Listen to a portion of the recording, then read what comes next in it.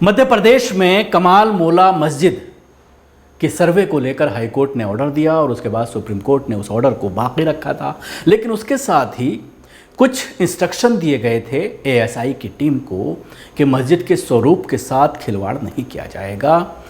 और दोनों ही फ़िरक़े के लोग, हिंदू और मुसलमान, यानी मस्जिद कमेटी के लोग और हिंदू जो उसको मंदिर बताते हैं, उस जो दावा करने वाले लोग हैं, उनके भी लोग इस सर्वे में शामिल होंगे और पूरी तरह से इन तमाम चीज़ों को निगाह में रखा जाएगा। लेकिन हो क्या रहा है?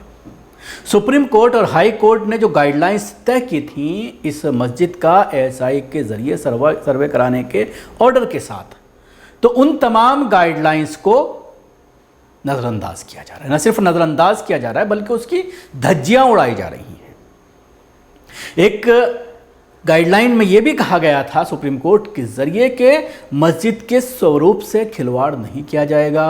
उसके साथ ही खुदाई के ऊपर आरोप ये कहा गया था कि खुदाई मस्जिद में नहीं की जाएगी। इन तमाम चीज़ों के बावजूद आप देख सकते हैं कि लगातार ये आरोप लगाया गया है मस्जिद कमेटी के ज़रिए कि मस्जिद में 4 फुट गहरी खुदाई की गई है, जिसको लेकर के लोगों में नाराज़गी है। जो नमाज़ पढ़ने वहाँ पर लोग पहुँचते हैं उन्हें परेशानी हो रही है। 29 दिनों से ये सर्वे चल रहा है और धार शहर के काजी वक़ार सादिक साहब के द्वारा आर्कियोलॉजिक विभाग के ज़रिए जो सर्वे किया जा रहा है उसको मनमानी करार दिया गया है और उसमें ये कहा गया है कि उन्होंने दमदारी के साथ अपनी मीडिया के सामने अपनी बात रखी है। फर्श को 4 फुट तक खोद दिया गया है। सुप्रीम कोर्ट के आदेश का पालन नहीं हो रहा है। फिज़िकल एग्जीबिशन को मना किया गया था, वो फिर क्यों हो रहा है? हमारी मस्जिद का मूल स्वरूप जो है उससे खिलवाड़ किया जा रहा है।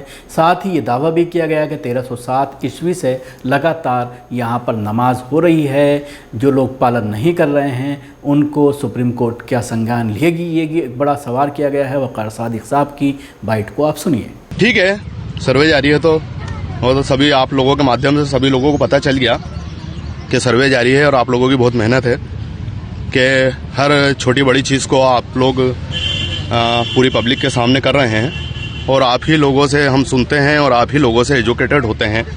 हमने जो मीडिया के ज़रिए सुना और जो हम खुद अभी मस्जिद के अंदर देख कर आए हैं वो माननीय उच्चतम न्यायालय की पूरी तरह से अवहेलना हो रही है उसके आदेश की।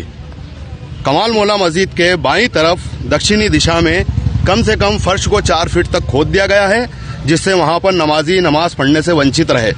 यह हमारे मूल अधिकारों का भी हनन है और मानव अधिकारों का भी हनन है। क्या ऐसा कोई नहीं है कि जो सुप्रीम कोर्ट के आदेशों का साक्षर पालन करवा सके? क्या इनके ऊपर कोई अधिकारी नहीं है? यहाँ कब तक इनकी मनमानी चलेगी? अगर फिजिकल एक्सिबिशन के लिए मना करा सुप्रीम कोर्ट ने तो फिजिकल एक्सिबिशन बोलते किसको हैं? यही बोलेंगे कि यहाँ से आप हवास के जरिए धूल हटा दो। अगर आपने हाथ से हटाने की कोशिश करी तो फिजिकल एक्सिबिशन में आ जाएगा माननीय उच्चतम न्यायालय का। और माननीय उच्च न्यायालय ने भी बोला था कि आप इस तरह सर्वे करें कि किसी तरह का भी कोई नुकसान वहां पर नहीं हो इमारत को।